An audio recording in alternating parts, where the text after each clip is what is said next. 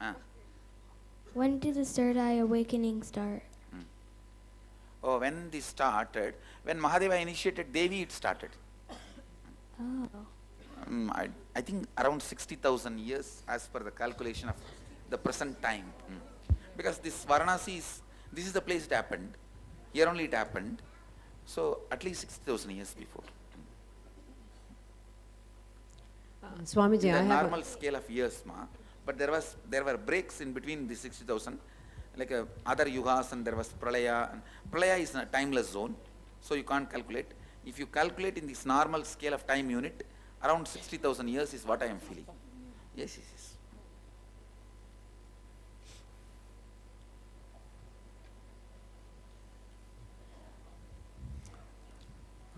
Swamiji, Which side? Sarvanya Pida side.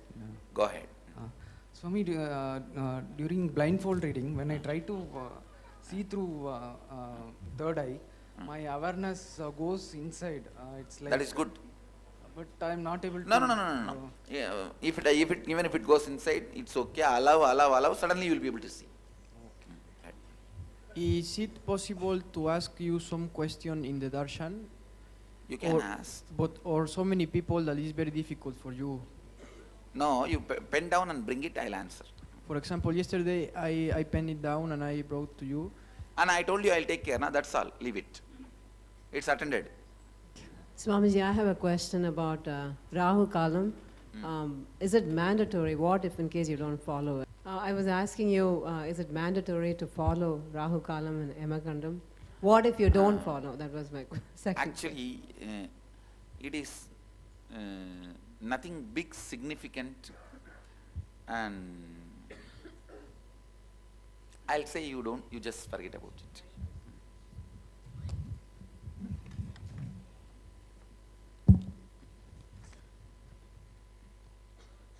Swamiji?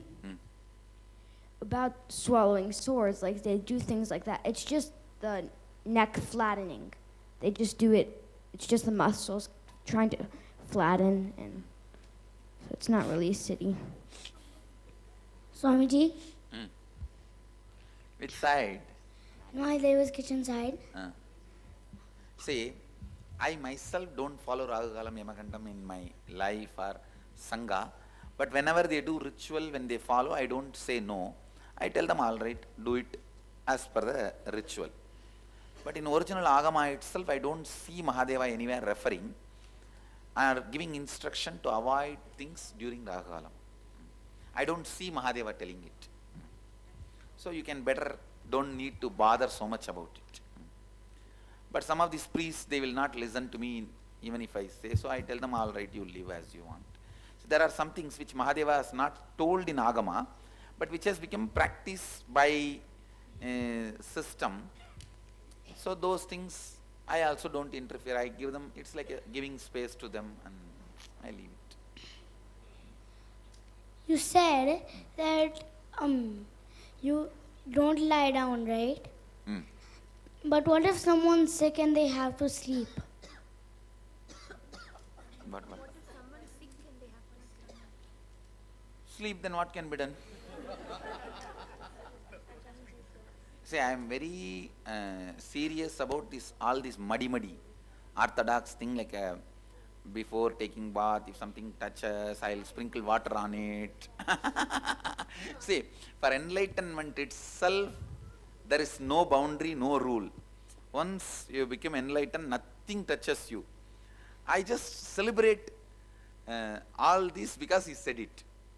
Mahadeva says in Kamikagama, it should be fresh cloth which is not touched by you before the bath. After bath, which you are supposed to wear and all that. Because he gives instruction. He even gives instruction to the extent of how you have to brush, how many times up, down, and how you have to go for 1, 2, 3, and after that how you have to wash yourself. All that he gives an elaborate instruction, and I enjoy all this instruction. Even when I am brushing the teeth, I just know that I am doing it as he said. That gives me a lot of joy, so I do it. Actually, people who take care of me, that's a big thing, too much work for them. Even by mistake, if I touch it, I'll be sitting in the bathroom and telling them, hey, get me the new set dress. They'll have to come and replace it and go. And when I come out, I'll have a water in a copper bowl and sprinkling it all over everything. I'll make everything wet. Even the lamp which is kept for my puja, even on that also I'll sprinkle the water.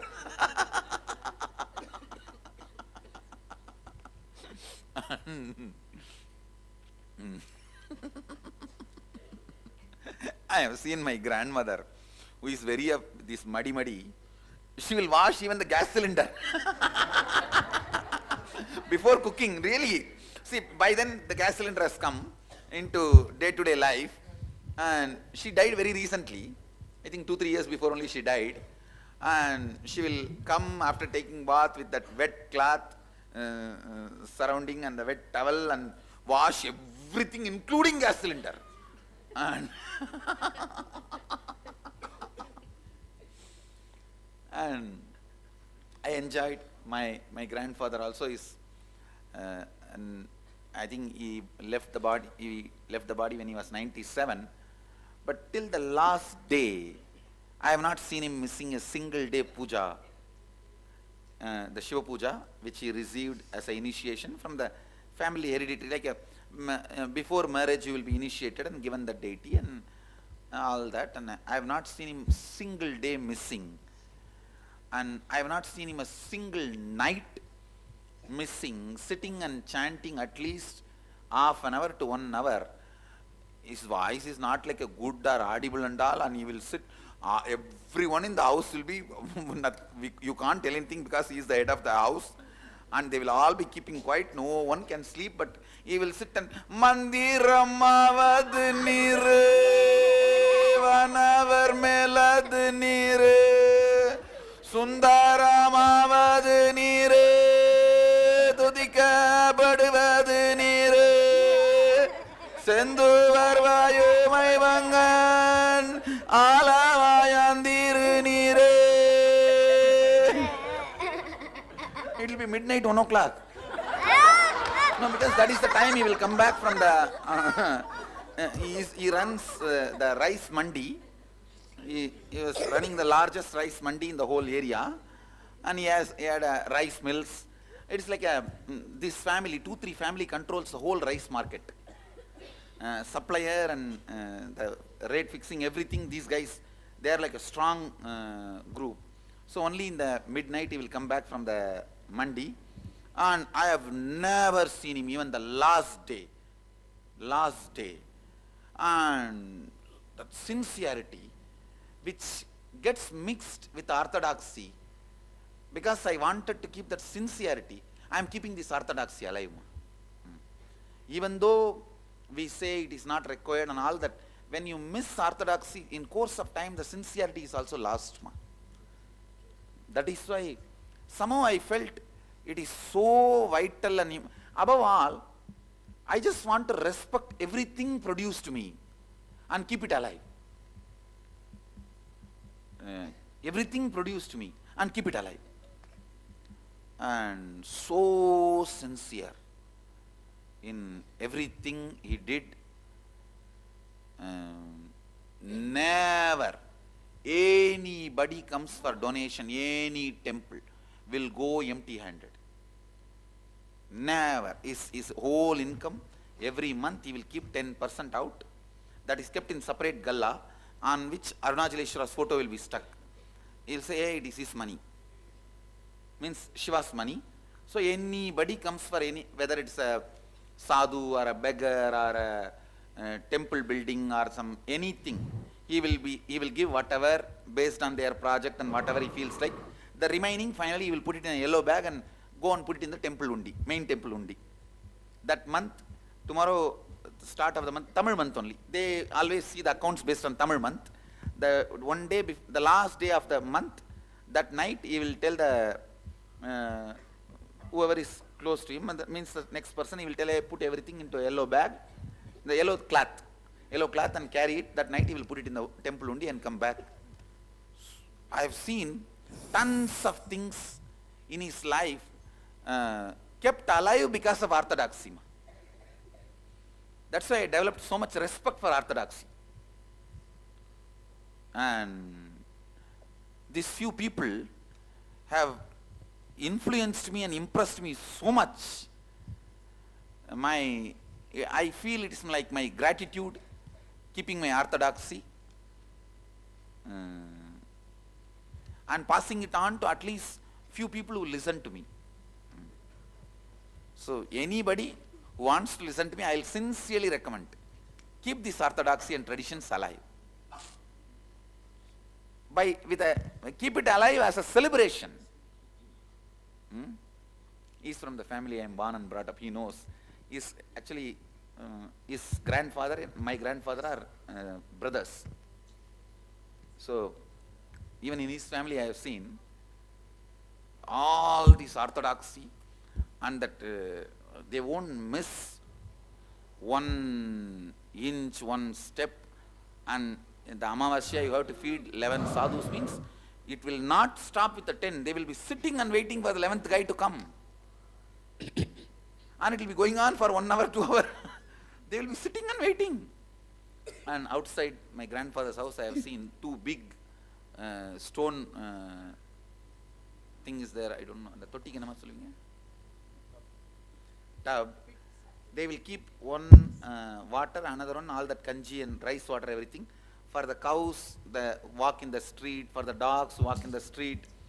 And there will be one bowl where they will keep all the grains for the birds to come and eat. Every day I have seen morning he will come and refill all that and go. Still there, it's still there.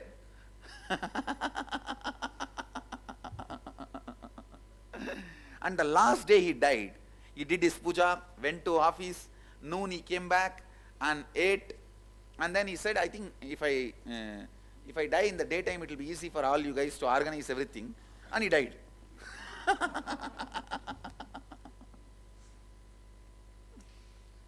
And the way they impressed me, and nothing could influence them and change the way they make decisions other than their dharma, other than what they cognized as dharma. But it is so unfortunate. Just the next generation, my parents, my mother asked that, but my father never stood in this way. Or even my uncles are not standing in the same way my grandfather stood. The next generation itself, such big break. Such big break. They try a little bit, like they still maintain all the contribution my grandfather gave, only the name related things they are maintaining, but never I have seen them doing it in their personal life. Or I have seen them believing it in their personal life.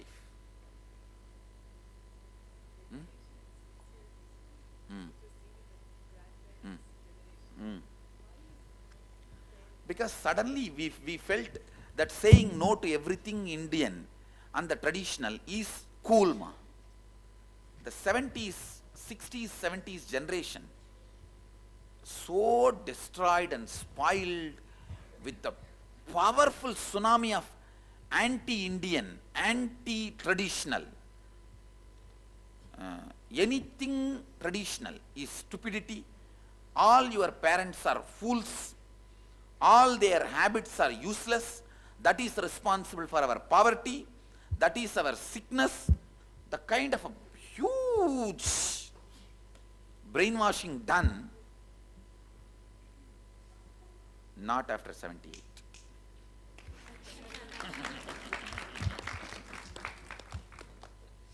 Swamiji, when we go for darshan, what's best? To go each time with different, only one desire? No, you can ask anything different. Like a No list? You can. No, you can, because at the time, even if I scan it, it's already recorded and responded. Thank you. Swamiji, I'll spend any amount of my time, talent, treasure to teach this orthodoxy to my next generation kids. and keeping it alive. I'll spend any amount of my TTT, time, treasure, talent, to keep this alive, because the kind of a human beings they were. Even now it's a joy for me to remember their life and lifestyle and celebrate. Please go ahead.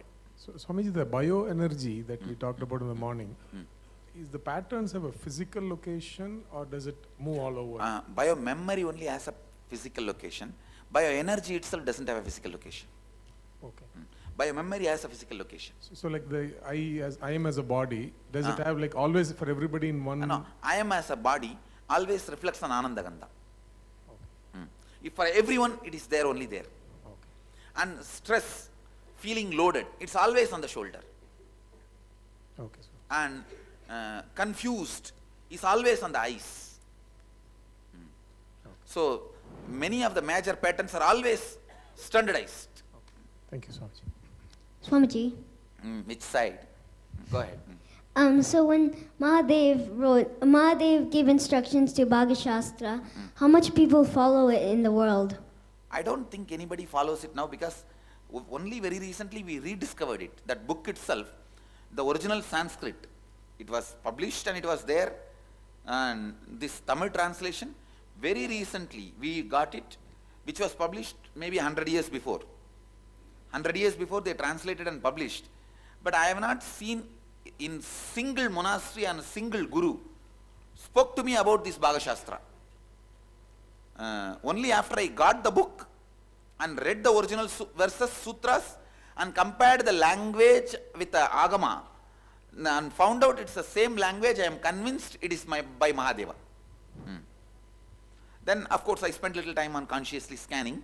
Then I realized, yes, it is by Mahadeva. Other than that, I have never heard from any guru the Mahadeva has written a cookbook and he has given an instruction on recipes. I don't know whether any of you guys heard, you tell me. I have not heard from anybody.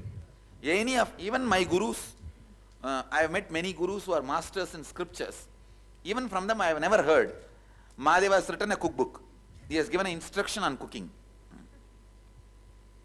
Even in the temple, I volunteered many times in the temple, Tirunamali temple kitchen. They have no idea about the Bhagashastra done by Mahadeva.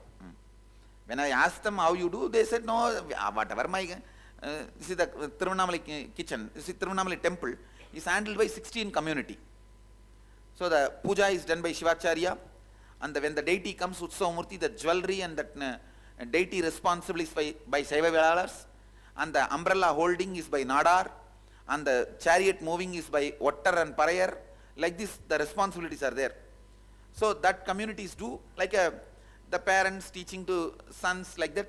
And still that in that 16 community, the people who are responsible for the temple don't take up job outside the village, outside Tirunamali.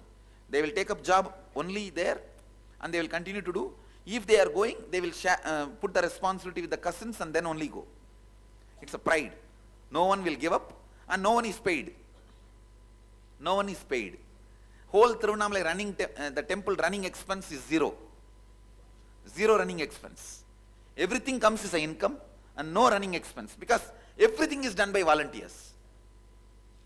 Utsavams, festivals, flower garland making, umbrella, repairing and holding them, everything run by the 16 community.